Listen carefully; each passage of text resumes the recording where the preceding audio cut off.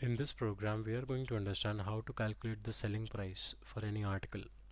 So, uh, what we are doing is we are taking the first variable, naming it as cost price, like at what price the person has purchased it.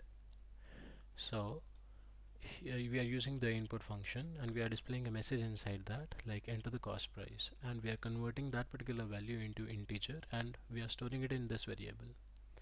After that, we are asking that what is the profit earned by the person, like if a shopkeeper is there, or a retailer or wholesaler is there, so what is the profit earned by that particular person. So again we are writing with the help of input function, like enter the profit earned, and we are converting it back into integer and storing in this variable. Now, to calculate the selling price, we are applying a very simple formula, that cost price plus profit. So let's say if a person is purchasing something at a cost price of 10 rupees and getting a profit of 5 rupees, so the selling price would be 15. So that is the simple formula that we are applying up over here, and after that we are printing the value, like this is the message, and along with this is the name of the variable. So when you execute the program, this variable will be replaced by the value. So up over here, this is the program that we have written, and run module.